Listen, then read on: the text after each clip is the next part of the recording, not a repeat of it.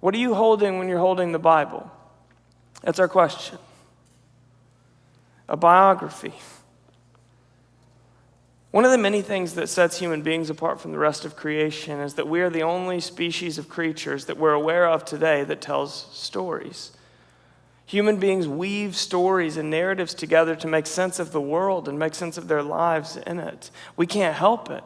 In fact, as far as we know, sociologically speaking, we have never discovered a people or a tribe or a culture anywhere in human history that didn't tell stories. And we've never discovered any other type of creature that does tell stories. So to return to the warehouse one more time, the invitation isn't just to see another world, it's to live in it.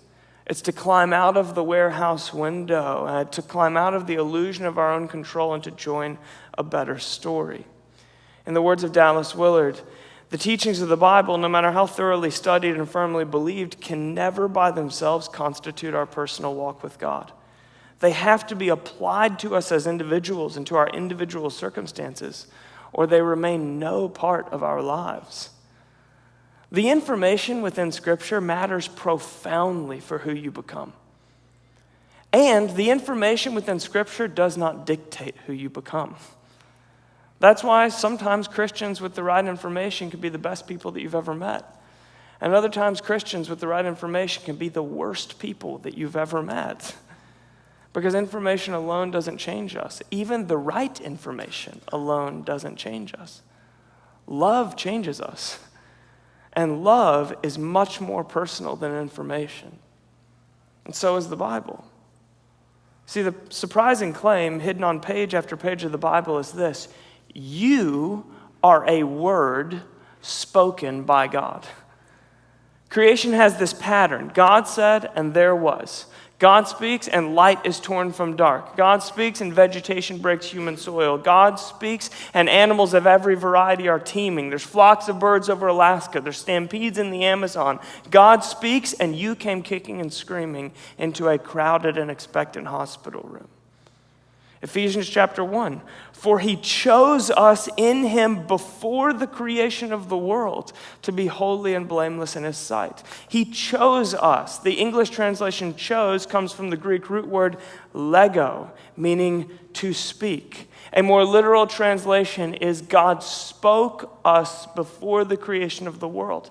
Now, most people use this verse to argue about the bounds of free will, but that is to miss the stunning claim here that you are here because God spoke you when there was nothing else at all.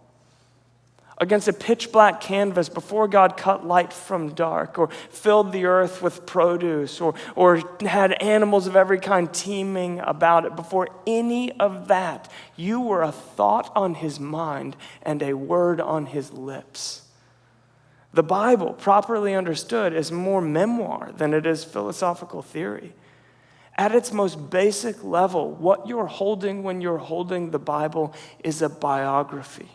It is the true story of my life and yours, and it is an invitation to find ourselves in the true story that we were always made to live. This book started with an experience. A bunch of ordinary people undone in awestruck wonder, and it leads to more of that experience. A bunch more ordinary people undone in awestruck wonder. That's what happens when we discover what we're reading, when you find yourself with your current circumstances and flaws and problems and strengths and gifts and invitations, when you find yourself in the most ancient of stories.